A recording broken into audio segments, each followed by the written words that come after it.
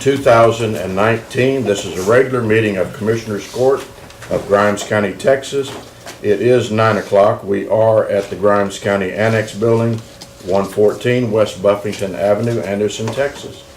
I would invite you all to rise for the invocation led by Gary Williamson. Remain standing for the pledges to the U.S. and the Texas flag. Gary? Let us pray.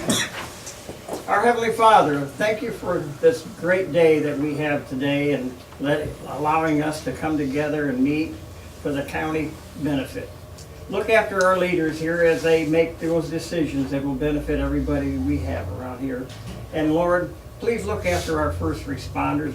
Protect them from harm. They are the ones that are keeping us all safe and protecting us, and most of them are in a voluntary status.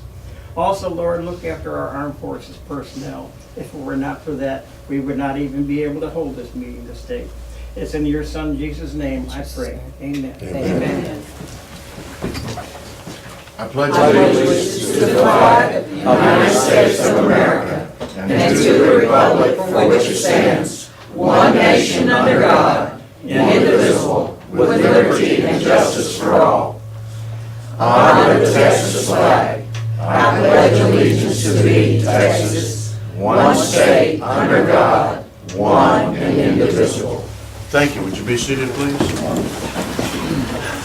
We'll now go to agenda item number 2, public comments. If you have any public comments, we'd ask that you please come to the podium, identify yourself, and if you would, limit your comments to 2 minutes. Name's Bob Goldstein. I'm here representing Crime Stoppers. At least I remember that much. I have an announcement to make. The Grimes County Crime Stoppers will recognize the service of law enforcement at its annual awards dinner, Saturday, January 19th at the First Baptist Church Family Life Center in Navasota. The doors open at 6. Fajita dinner is free to officers and their families, and by donation from civilians at the door. Thank you. Be there or be square. All right. Thank you, Mr. Goldstein. Yes, ma'am. Good morning. Good morning. My name is Evelyn Ward, and I live out on County Road 446 in the Blackjack area. A few years ago, I started this, coming to Commissioners Court, asking the judges at that time, the road commissioner, for help on our roads. Now, I got some things that come up in life that slowed me up from coming, and now I'm back on this track. I promised that I would not stop until somebody give us some help. I have yet to meet my commissioners, so in this time I've gone through 2 commissioners, 3 or 4 road and bridge. That's what stops and it starts. And then I stop, but I'm back on this road. So I just want to bring forth again that I will come again, and I'm asking you all to help us on this road. I don't even know what my road and bridge guy look like, but I sent him some photos of it. Oh, there you go. I sent him some pictures on that road. And to make this real quick, and I'm going to sit down, but I just need to introduce myself again. They're digging this road as flat as I don't know what. Yesterday they came down. We know how bad it's been, so you can't complain when it's bad. Graded this road up, and it's all lined to the side. Normally they come down the middle and bring it back. And that's our problem. We have no ditches. They started from the other judge, got them down there working on the road to do bridges. They dig slants, the slants fill back up and the water just still roll back in the road. So I'm coming forward because I need somebody to help me, to help us get something done out of that on a 100-year community that has nothing before somebody else leave again. A new office, prayerfully, okay? Thank you for your comment. Thank you.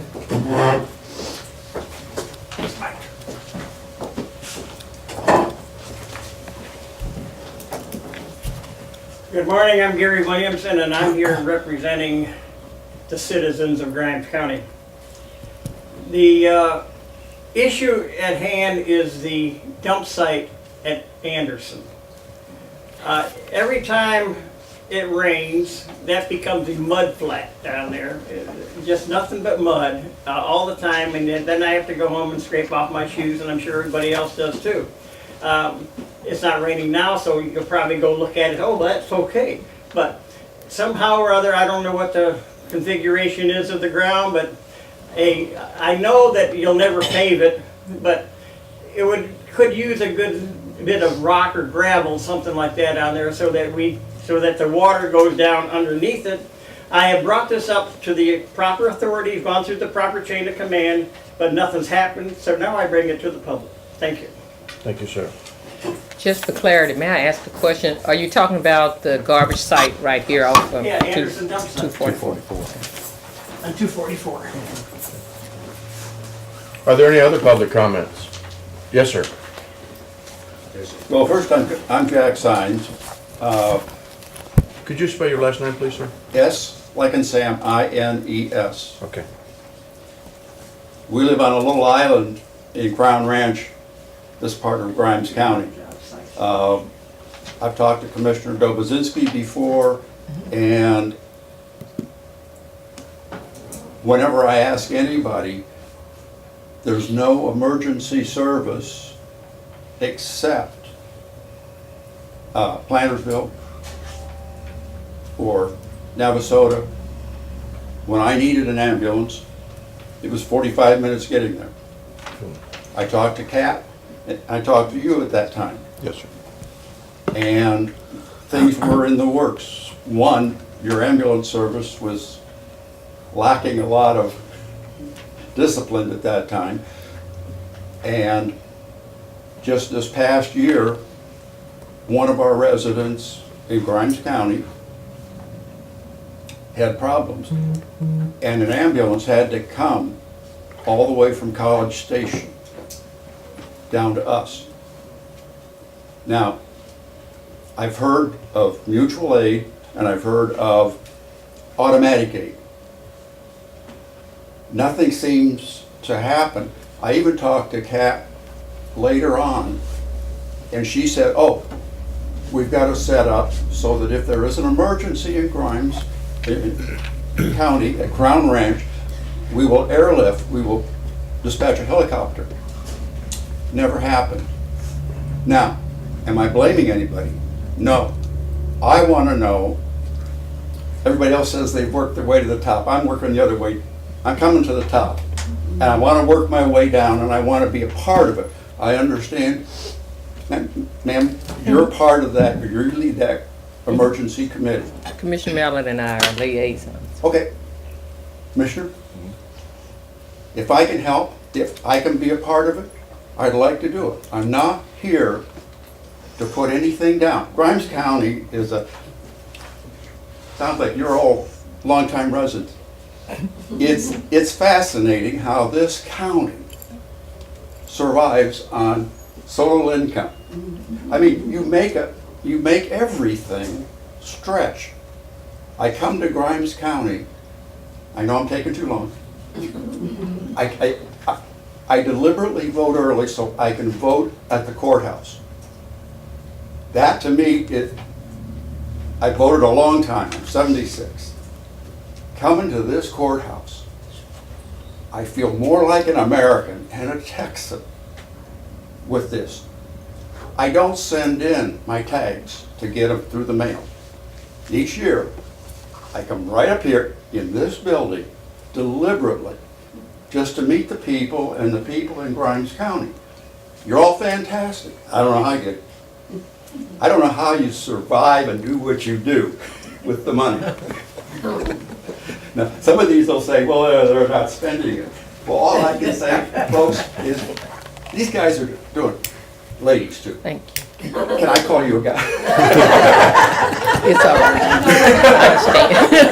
I understand.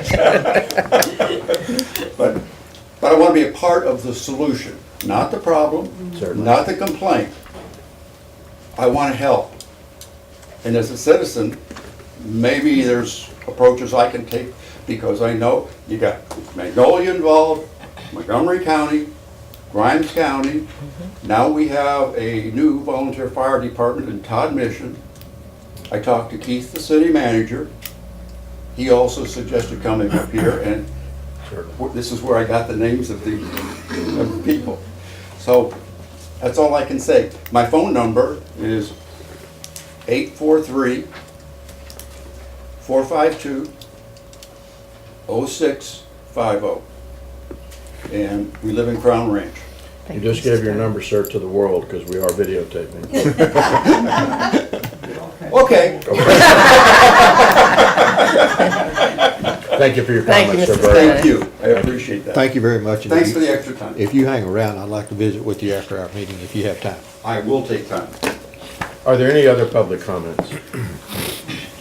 Yes, ma'am.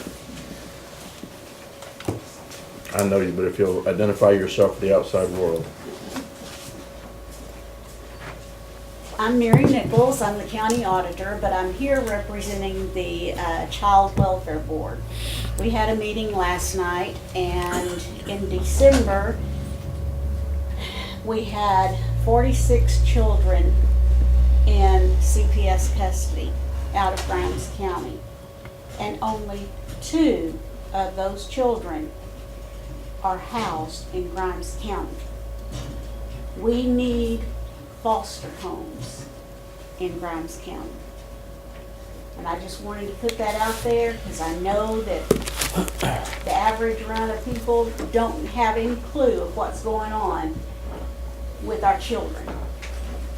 And so I just wanted to put that out there so that people are aware. Thank you. Thank you, Ms. You can Nichols. contact Susan Newgrove, or you can contact, I can get you the information. Okay. Casa. Are there any more public comments? Hearing none, seeing none, we shall move to consent agenda items number 3, number 4, and number 5. Number 3, consider and take action to approve the treasurer's list of claims and bills. Agenda item number 4, consider and take action to approve payroll. And consent agenda item number 5, approve minutes of previous Grimes County previous Commissioners Court meetings. Workshop meeting on November 21, 2018 at 9:20 a.m. Regular meeting on November 28, 2018 at 9 a.m. Special meeting on December 5th, 2018 at 9 a.m. Regular meeting on December 12th, 2018 at 9 a.m. and the attachments are included. Commissioners, do you have any comments on any of the items 3, 4, or 5?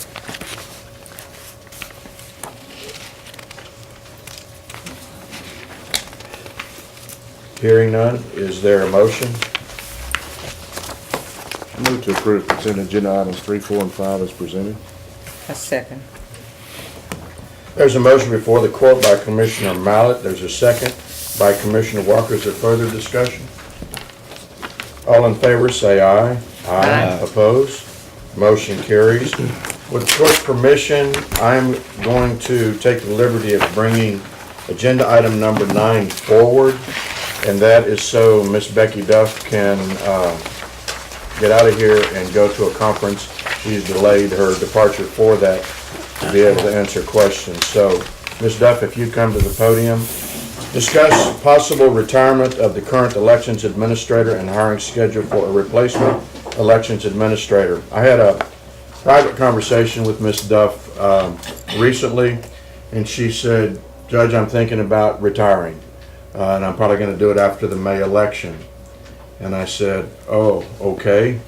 I'm glad you told me. That's something we need to be aware of and think about. And then, I don't know, a couple of days later, I had another conversation with Ms. Duff, and it was no longer a private conversation because she had shared with others that she was considering taking retirement after the election, and I suggested, well, why don't you maybe wait till the end of the month and start your retirement the 1st of June or something like that.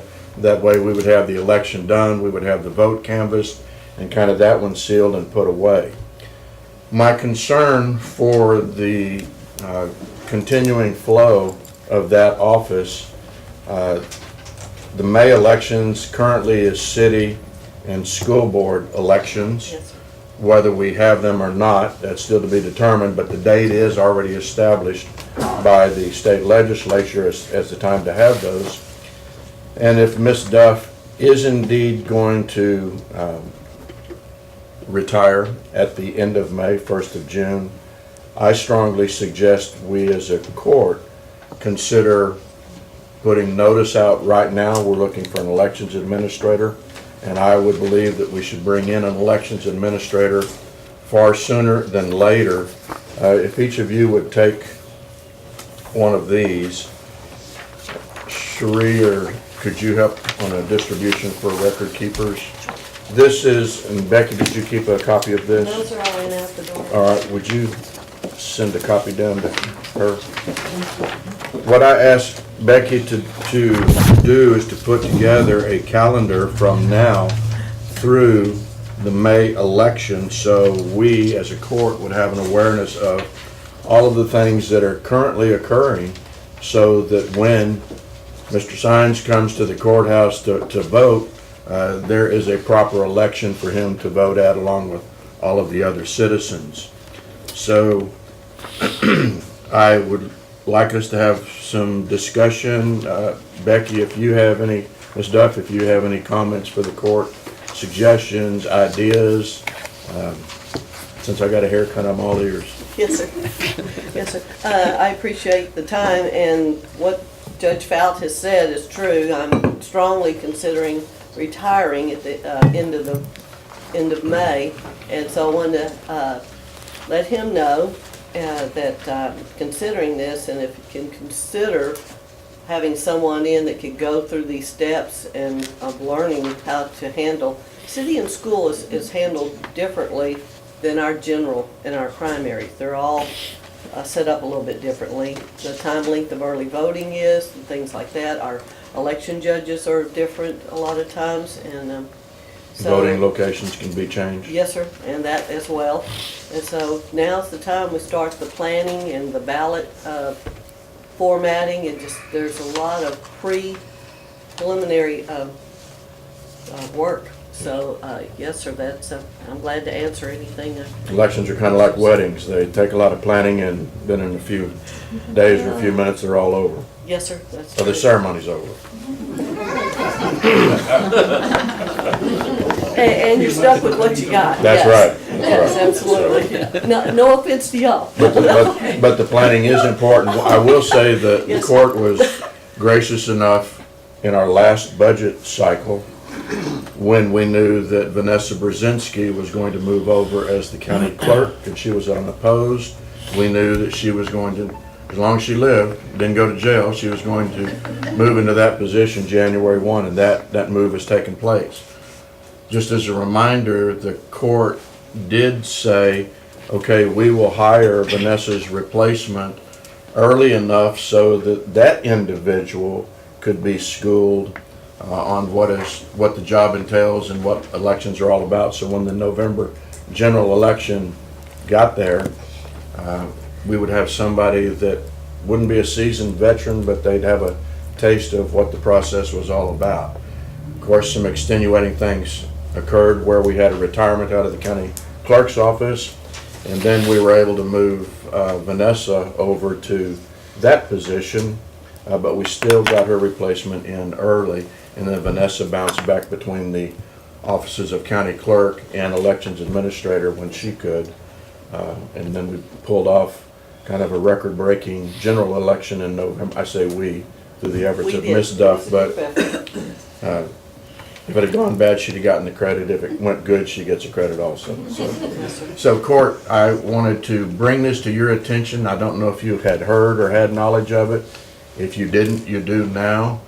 And I've been around the election process for a number of years, just like you have, and the importance of having a smooth election for our citizens and for the candidates. It's important that we have a good election for them. Yes, ma'am. Your Honor, I want to remind the court too, there's an election board that oversees and interviews and then would make their recommendation to you, so it just wouldn't fall exactly on top of y'all's shoulders, and it consists of you and both chairs, the Well, Democrat and Republican. Right, but it would fall on Commissioners Court to approve additional monies for that salary. Yes, sir. Yes, sir.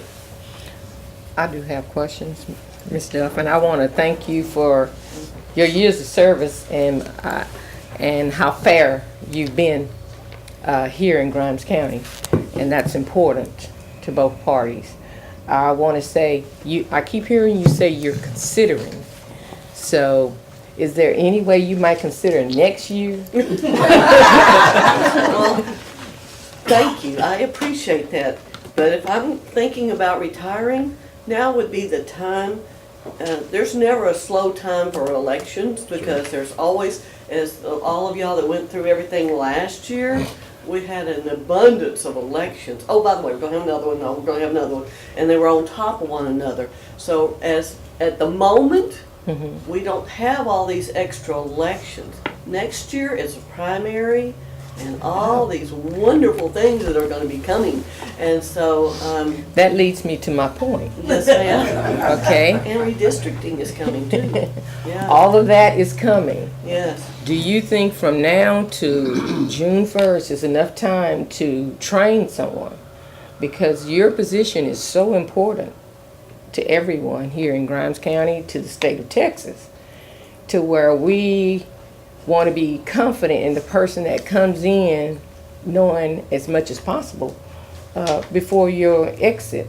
So I don't know what the timeline we're looking at as far as, because you said considering, so I don't know. To me, that didn't sound like it was just, I made up my mind, I'm gone, you know. Maybe Well, considering the training timeline. She told me she was considering it, and as I told her, I said, we can't force you to retire. That's not what we're here to do.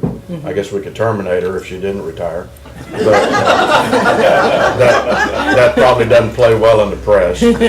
But the idea is, you know, if she's of the mind now that I think I want to retire and I'm planning to retire, and the end of May gets here, and then she has life event changes that, you know, I bet my retirement on the ponies and I lost and I need my job, and if she wanted to continue working, we would probably agree with that.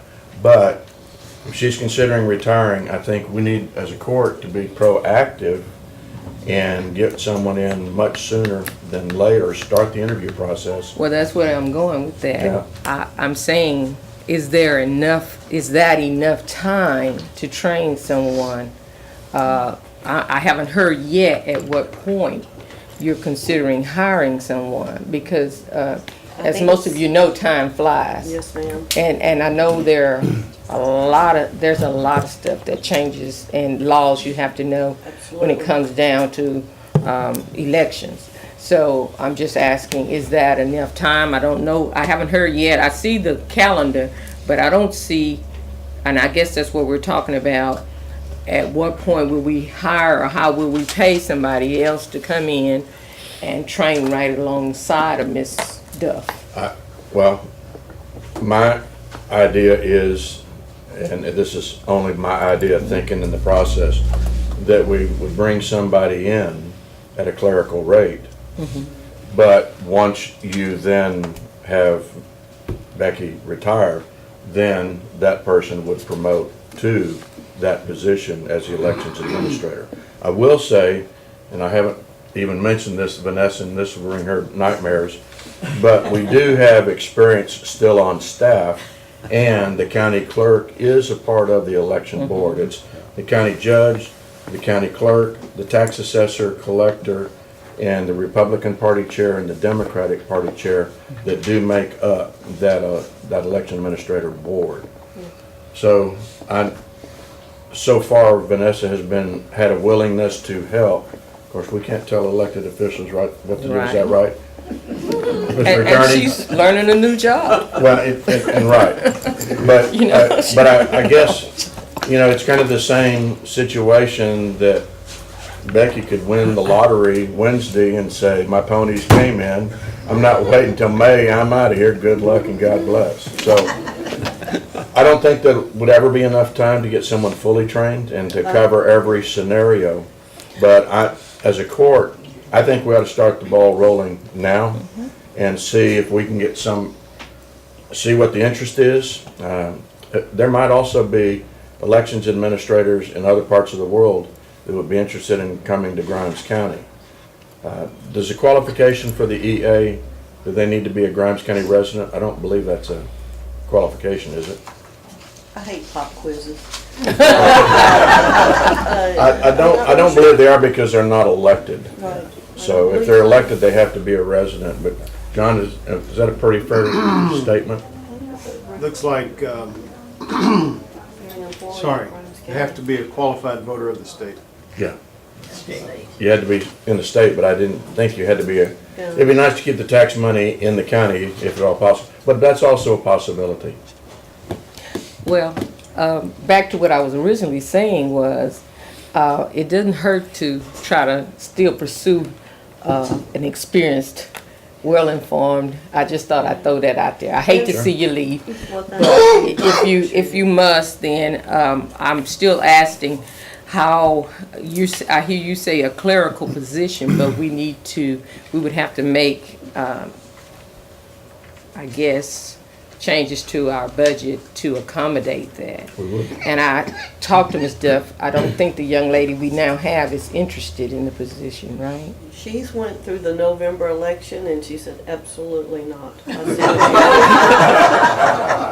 said, Excuse me, would you erase that from the tape? because we did talk to her about it and she said no. Yeah. So I know there was a lot of movement with Vanessa, and that, but we can already kind of rule that out, that the young lady that's there is not interested in moving into that position. And the other thing is, I know that Vanessa is taking on so much as the county clerk, and she has a lot of things under her belt. We appreciate, the experience we have in the room. Catherine Lee has a huge amount of experience too. She's taken on 3-4 hats. Yeah, she has 8 years behind her on elections as well. And all that, and Ms. Thompson out of the auditor's office has election experiences as well. But no, it's not etched in stone. I don't mind staying later if y'all hire someone on and it doesn't work out, or if it's something that needs to stay, I don't mind staying. I don't. But that was just a date I thought would work if we could get someone in to go through the mechanics of what we do. And I appreciate this much notice. So we talked about a hiring schedule. So what do we have to get with the auditor to see Well, how that I wanted to bring, here's what my thought. I wanted to bring to the court's attention, make sure all the commissioners were aware of what we're doing. I think what we could, if we agree as a court, I don't know if we can agree, what we say on discuss possible retirement. So we can't take any action, but we can put this on the agenda for next Wednesday and move forward. In the meantime, between now and next Wednesday, we can have discussion with the auditors to see what monies we currently have available, what we could move around to accommodate, because we didn't see this coming when we put our budget together. We did see it coming with Ms. Brzezinski, knowing that she was unopposed from March on. So through the entire budget process, we're able to plan accordingly in that respect.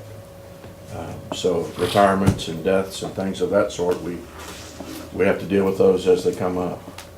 But sounds like a plan. Sounds like a plan. So commissioners, I'll make sure that we get it on the agenda for next Wednesday to discuss and take action, and then we'll go from there.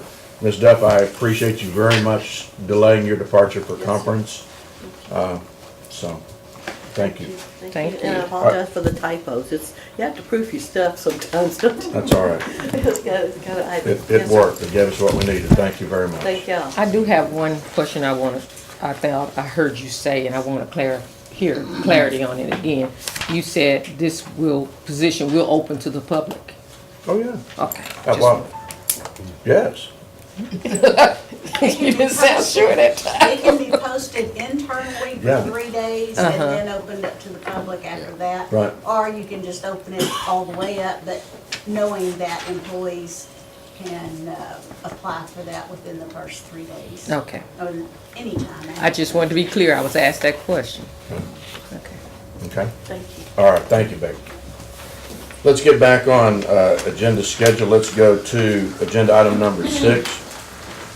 Al Peeler, our building maintenance manager, discuss and take action to auction off miscellaneous office equipment, fixtures, furnishings.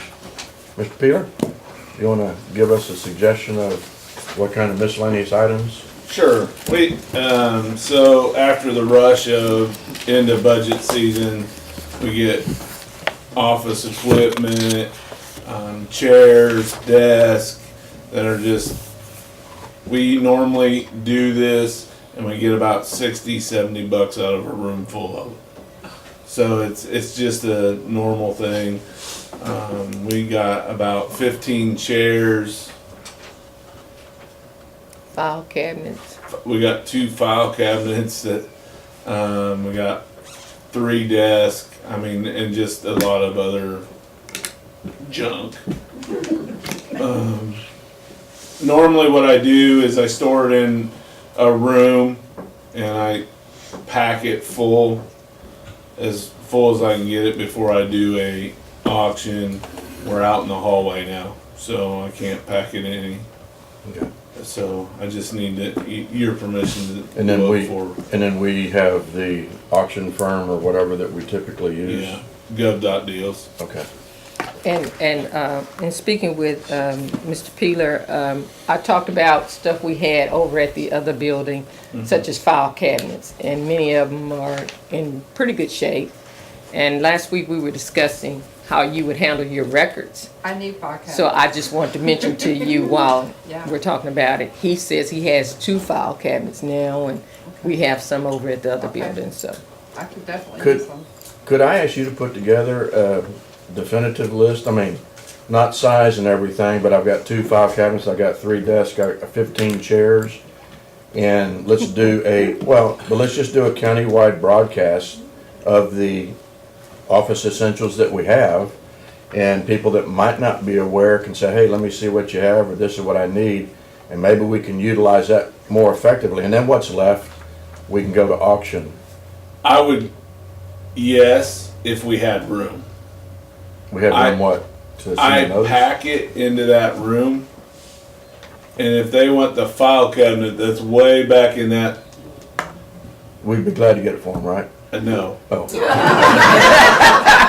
But we would get it for them. Get the diversion crew out. I guess, We have access to other personnel that can move. We could get the diversion crew or some of your weekend folks. There's some horsepower that, if she can utilize the equipment, I Yes. think it's better for us to use it here versus put it out on the auction block. Yes. Okay, so could you put a list together and broadcast that? If you're not familiar with that, get Cherie to do it or get Greg to broadcast that list.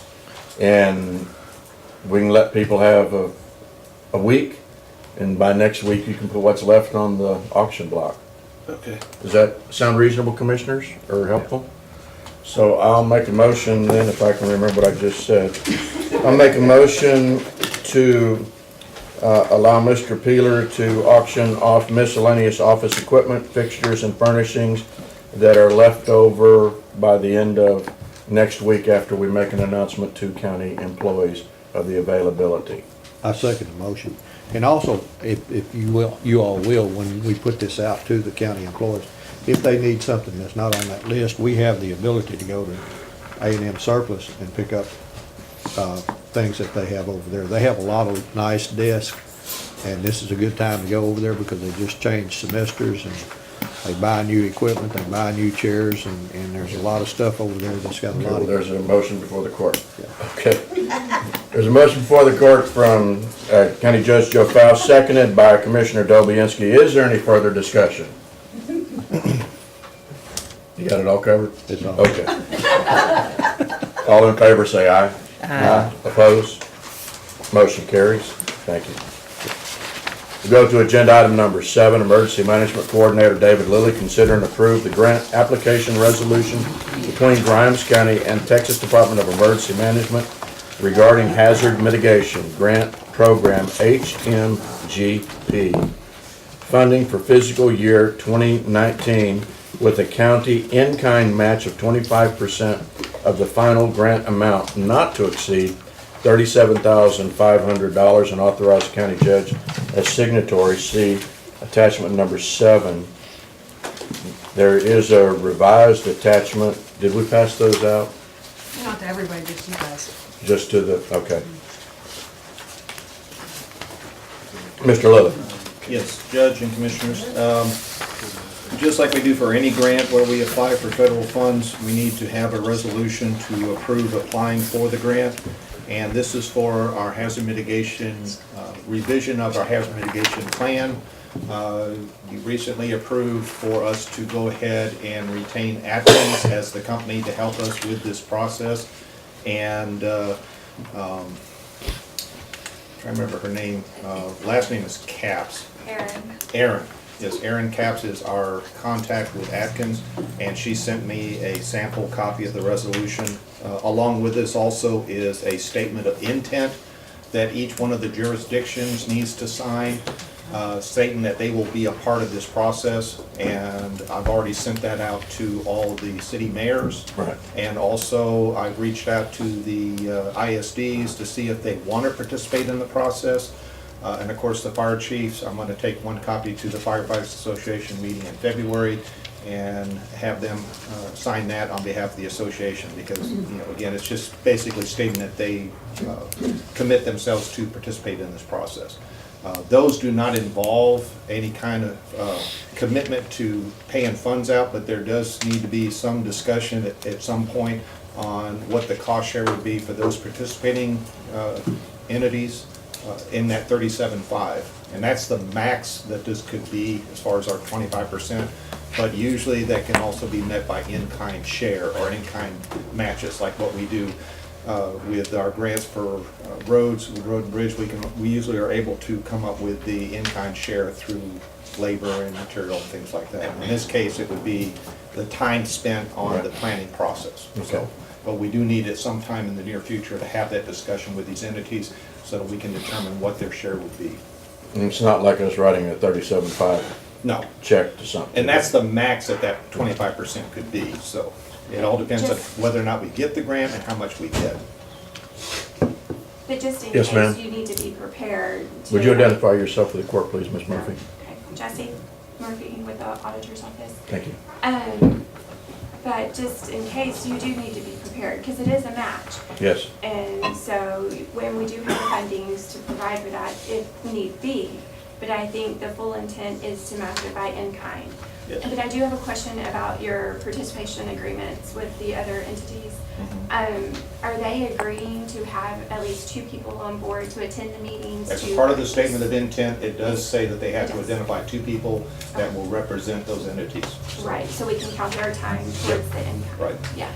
Good. May I ask the question? Because I'm hearing 2 numbers. I'm reading a 25% match, in-kind match, but then you say something about 37%. No, 37.5. On the 30. on the item, on the That's line the item, dollar amount. it says not to exceed 37.5. That's what that 25% could be, the max.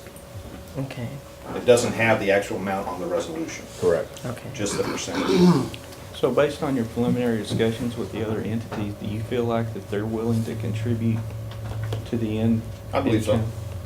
Within their ability, like for instance, Plantersville, I believe they do want to participate, but they don't have a budget per se at this time.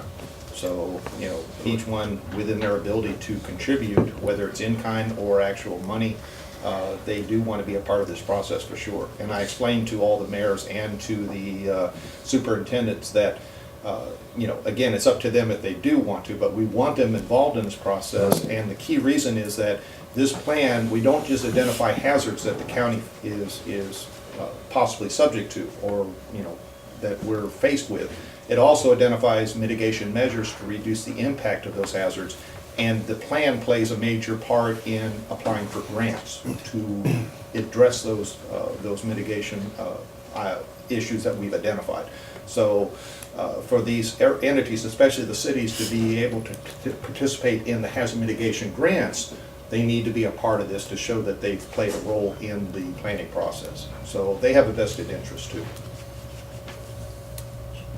And the more entities that we get involved, the easier it's gonna be for us to accumulate the hours to meet the match. And not only that, more importantly, more realistic our findings will be as far as Exactly. determining what our hazards are. Exactly. Well, your cost in the contract states 92,000. The Atkins contract that was approved, it was 92,000. And that only included 6 jurisdictions, which were the cities. Right. So if you add more entities, then their cost goes up, and I think that's where the max comes into play, the 37. Is it when you add more entities? And if I recall, it was 5,000 per entity added. Up I to, think. not to exceed Not to exceed 5,000 per 5,000, entity. okay. Yes, ma'am. Of course, some of the entities, like the Firefighters Association, they don't have funds per se that they can contribute, but they would definitely be able to contribute to the in-kind share as far as participating in the planning process. So you're saying the jurisdictions or the fire departments that want to participate, their manpower or their hours or their representatives on that can all contribute to the in-kind? But like Jesse also mentioned, though, it also increases the cost of what what Atkins will charge for managing this program, this planning. Well, I thought we already identified the jurisdictions that would be involved. We can negotiate additional, if we add any additional entities or jurisdictions to that, the initial one, then we can negotiate that with Atkins. So other than what we've already identified, which was not the fire departments, right? Right. So if the fire departments decided to participate, then we have to increase. We have an increase. Okay. Of the entities. Up to that 37.5, Up to it won't that exceed that, 37. yes. The entities that we've identified that are specifically addressed in the agreement, do you feel like that they're going to be able to contribute in-kind time? Each one of them are required to identify, if they're gonna participate, they have to appoint 2 people to represent that jurisdiction. Yes, those 2 people will be involved in the planning process, and their hours will count towards the in-kind share. Do we have to know their actual pay? No, we will be given, if it's an engineer, they have a certain rate. And we do not have to, it does not go off of what they are being paid. Okay. Doesn't have to be that finite. Thank you. But you have a guideline or? Yes, they there's a provide guideline that in it? line with Okay. what, yes. And I guess, Mr. Lilly, would you like to read the resolution? Sure. A resolution of the County of Grimes, Texas, authorizing the submission of a hazard mitigation grant program, HMGP application to the Texas Division of Emergency Management, TDEM, committing matching funds and authorizing the county judge to act as the county's executive officer and authorized representative in all matters pertaining to the county's participation in the HMGP program. Whereas the County of Grimes desires to update the Hazard Mitigation Plan, HMP, and whereas grant funding is available for the development of the HMP update, and whereas it is necessary and in the best interest of Grimes County to apply for funding under the FEMA Hazard Mitigation Assistance Program, specifically an HMGP grant, now therefore be it resolved by the County of Grimes, Texas, that an HMGP application is hereby authorized to be submitted to TDEM for funding consideration under the Presidential Disaster Declaration for Hurricane Harvey, DR 4332, that the application be for up to $150,000 of grant funds to create the HMP update, that the county judge is designated as the chief executive officer and authorized representative to act in all matters in connection with the HMGP application, that all funds will be used in accordance with all applicable federal, state, local, and programmatic requirements, including but not limited to procurement and environmental review. If awarded, the HMGP application is reimbursed on a cost share with reimbursement from the Federal Emergency Management Agency, FEMA, for 75% of the total request. that the county will be responsible for 25% of the final HMGP amount, which can be met with an in-kind time or cash contribution. Should I read that last part too? You can. Well, you haven't actually approved it yet, so. No.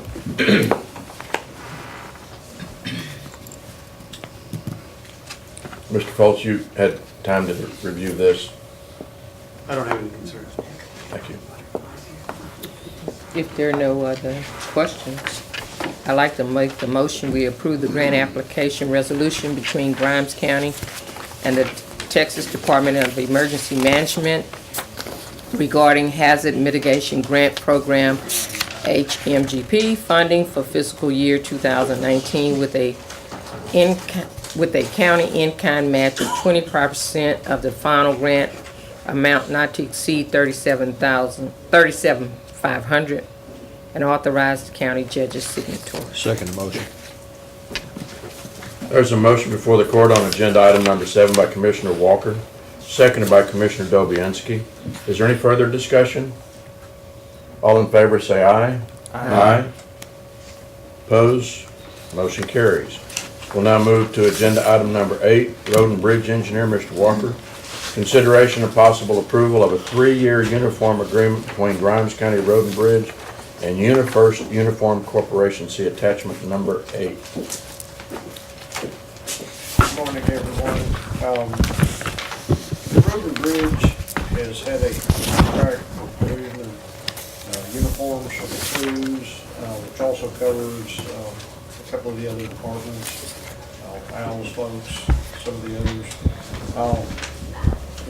We haven't had an actual contract, a new contract, since I believe 2006. It was originally with G&K, which was bought out by Centos, and has had multiple renewals. But over time, we have become dissatisfied with the service from Centos. We have met with them, my staff has met with them several times, tried to work through the issues, tried to get an updated contract, and they have not delivered.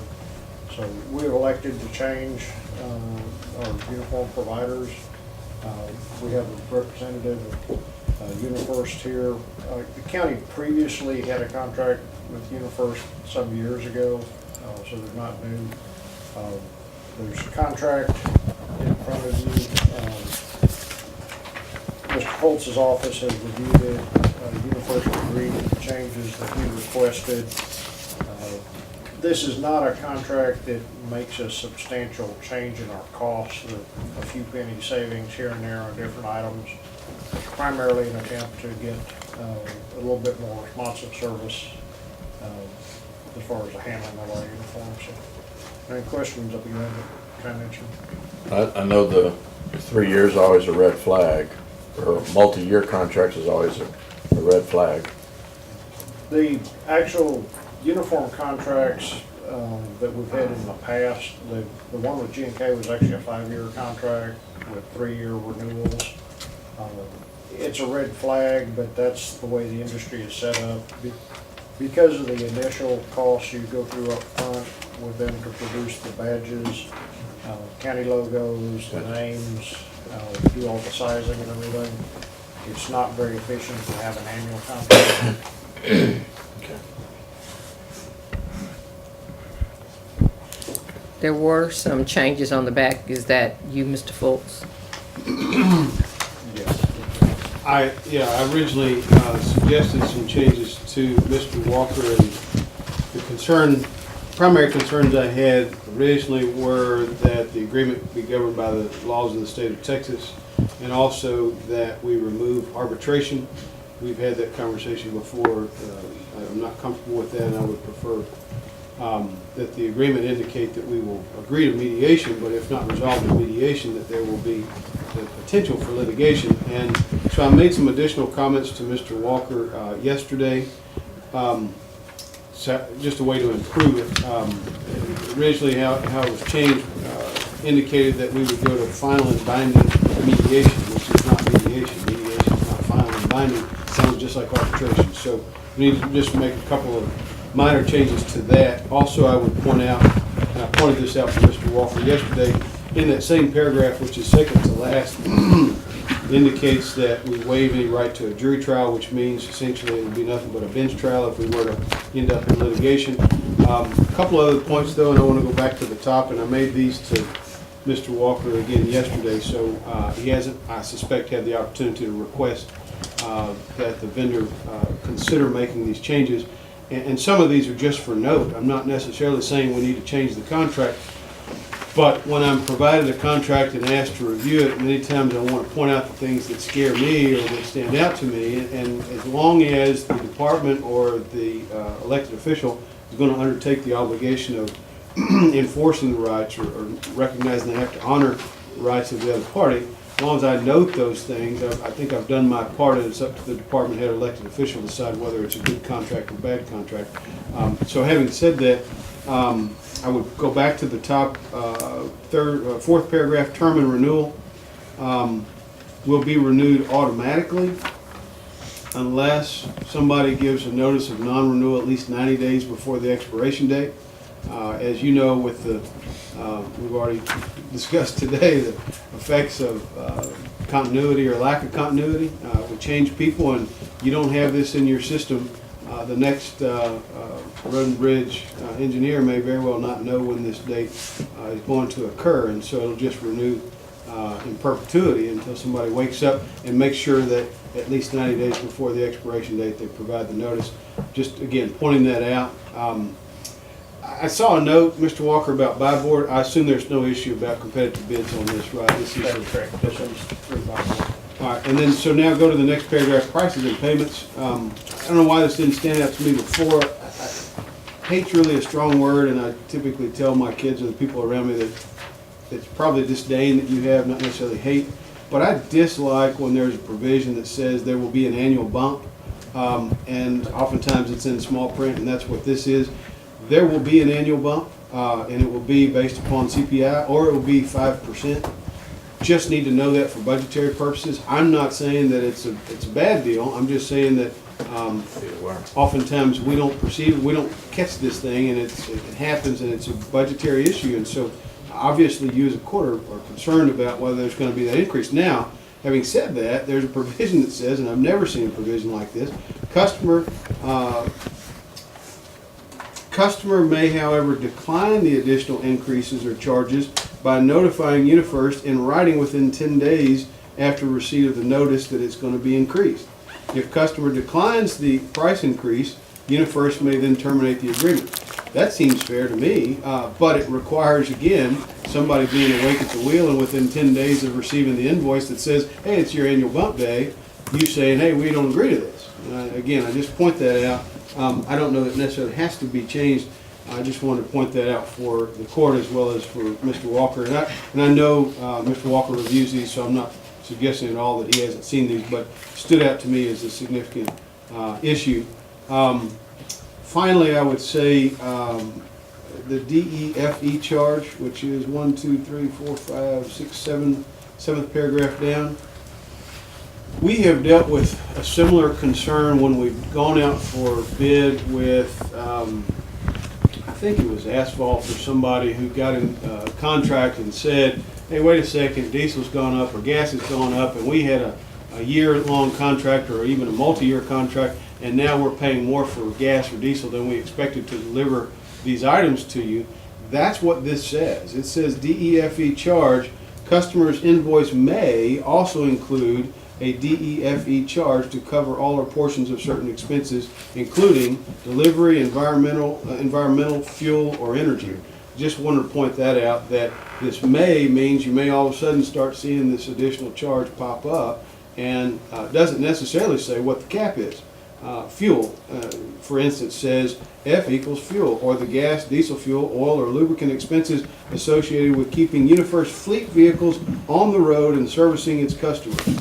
Well, so what does that mean? They can stick in $1 million, they can stick in $5, they can stick in $100. We don't know. And so I just point that out. It lacks some clarity. If it shows up, I don't know that you have an option to terminate based solely upon that basis because it's a 3-year contract. But since we have a representative here, we can ask him all of those questions. That's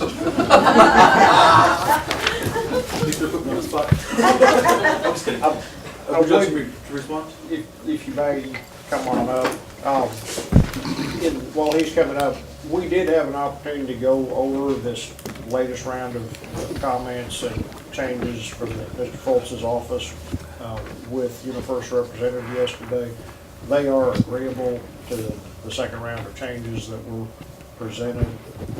I'll let you explain how the annual increase. My understanding is the DEFE charge is part of that annual increase. Is that? That is correct. My name is Donnie Wiggins, and I'm representing UniFirst Corporation, a uniform provider. I'm actually based out of location 844, which is in College Station, Texas. But to answer your question, it does say on the first side, I made this clear to Miss Patty when I first met with her. Actually, on every invoice, which there's a weekly invoice, it will include the DEFE or the DFE charge, every single invoice. But it does remain constant for that first year. It's $3. It's normally $15. I have the authority to go down to as little as $10 in most cases. But for you guys, all of that is actually irrelevant because y'all are preferred vendors through Byboard. So you'll get specialized pricing, which includes the DFE or the delivery charges, delivery economy, fuel, and energy. So for you guys, it'll actually be $3 for the first year, but that $3, as well as everything else, is subjected to that annual increase. You said $3 the first, is it $3 per invoice for the first year? Correct. It actually, So it's a delivery charge, so it's $3 per delivery, technically. And Okay. I think for what we're looking at, we're considering a master agreement, which in this case would consider for Road and Bridge, 3 separate locations, Anderson, Iola, and Stoneham. So if we had 52 weeks, then it's 3 times 52? Exactly, yes, sir. 156? Yes, sir. Yes, sir. And like I said, that would be for each individual stop, each individual delivery. That $3 is subjected to the annual increase, so usually it's anywhere from, we'll say 6 to 12%. This past year, we were just under 8%. Our competitors that y'all are currently with, I believe, was closer to 11% for their annual increase. So we are very competitive with our increases. Although, I would like to tell you that I actually found out yesterday, I talked to the boss about it, because we spoke about it very briefly, and he actually did give me the authority to fix that annual increase at exactly 6%. So if y'all would like to do that, I'm more than happy to do that if that makes your decision any easier. I'm more than happy to basically minimize the amount that you'll incur over the next 3 years. And usually what happens at the end of that agreement, the delivery driver or the supervisor, whoever y'all's contact is, whoever Grimes County's contact is for UniFirst, they'll be in contact to let you know, hey, we're reaching the end of our agreement, it's time for that renewal. We'd like to basically negotiate for you to basically revert back to your original prices so that we can continue for another 3 years. Basically, that's our way of continuing to earn your business. We want to make sure that we have a lifelong partnership. We don't want to have any reason for y'all to ever want to leave UniFirst, of course, if that makes sense. If it's a weekly invoice, do we pay weekly then? We pay as the invoices are turned in, and it's approved. Is that cumbersome? Or is that just one more invoice? That's just, we do it now, so. Okay. That's how we're operating now. Okay. And I might point out that these provisions for the annual increases and the fuel charges and things are common in the industry. They're included in Sure. a very similar form in the current contract. So this isn't any kind of radical change from what we have been doing.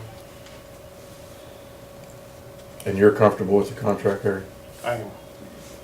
And so you're gonna request the 6% since he Yes, mentioned? we'll make sure. I would like to lock that in. Like I said, the last increase we had from the current provider was 11.1%. 6% sounds pretty good. Yep. And I want to point out again, I'm trying not to say good or bad opponent. Understood. Proponent. This is Mr. Walker's deal, and he's your subordinate, and it's up to you all to decide good or bad. I'm just pointing those things out. If we can reduce them to writing, and so that everybody knows, has an expectation level of what that bump's going to be, and the various other things we talked about, fine by me. Of course. That'll certainly make it easier in the budget process to know. Yes, Yeah. definitely. Because the unknowns would be known. Commissioner, any Is there a motion before us? I got one question. Yes, sir. Is it appropriate or legal for us to enter into a multiple year contract? Or does it need to be I mean, we can say 3 years, but a renewal every year? I think the question you're asking is whether or not it's current funds, and so you can commit to it, and if there aren't, typically what there is a provision for governments that says if you don't allocate the dollars to Mr. Walker's department, then you can terminate based upon non-allocation. I don't know if they have that standard paragraph or not. I can tell you, we have the ability to get out of it if that's the case. Okay. So I'm not horribly concerned about that issue, but it raises also the issue of competitive bids, and if this is a buy board issue, then it's been subjected to competitive bids. Does that answer your question, sir? Yes. I move that if there's no further questions, I move that we approve a 3-year uniform agreement between UniFirst and Grimes County Road and Bridge. Second. There's a motion before the court on agenda item number 8 by Commissioner Dobianski, seconded by Commissioner Cox. All in favor, or is there any further discussion? All in favor say aye. Aye. Opposed? Motion carries. Would you continue with our road and bridge report, sir? Might point out, Donnie brought a sample of what the new shirts are gonna look like. Nice. A little different than what we did. Thank you very much. Thank you. Thank you. Need any safety ribbons or anything on those things? I mean, seriously, you know, you look at Tech Dot guys out on the street and they look like a Christmas tree. I don't know that we need to be that much. Do we have vests that go over that? Or? We have that. We have jackets, turned into vests, Right. we bought this year. Okay. This past year. Yeah, we could do something like that. I'd have to look into it a little bit and see exactly what that would entail. Thank you. On the road and bridge report, I've been gone, so nothing happened. Nothing happened. You would have citizens that would attest to that. The crews have continued to try and work through the wet weather. Obviously, this was a slow period with the holidays. We had quite a few people off. We did experience more rain. We are continuing to repair washouts and make progress where we can. One of the issues we've been having, because of the pervasive rain, is just getting dry rock to put on the roads. The stockpiles get saturated, and if the pits aren't crushing, we can't get dry material, and it's pretty useless to put out wet material because it just turns into mud immediately. So the weather's definitely been a continuing issue. We did have a couple of days of high wind. We had some trees to take down, clean up. Particularly on 102, got hit pretty hard. We had the bridge structure on 102 at the river lifted. Water came up under it, and the anchor bolts had rusted out. They lifted it. The crew that went out to repair that had to clear 4 or 5 trees just to get down the road to get to it. So that was a bad situation out there. We're continuing to try and do what we can, make progress where we can, given the current conditions. Any questions? Thank you and your man for ladies for what they do. Thank you. We'll go to agenda item number 10, consider and take action regarding burn ban and authorize the county judge as signatory. Be my recommendation, we take no action at this time. Comments? We're good? We'll go to agenda item number 11, receive any updates on the strategic plan, any of those? Just a heads up, commissioners, next Wednesday. The 23rd. Okay, the 23rd, after our regular meeting, we have a strategic plan workshop scheduled. So we need to all do our homework on that. When was that again, I'm sorry? The 23rd. We'll move to agenda item number 12. Move to adjourn. Second. There's a motion before the court on agenda item number 12 by Commissioner, was that Mallett? Seconded by Commissioner Dobianski. Any discussion? All in favor, say aye. Aye. Motion carries. We are adjourned. It is 10:05.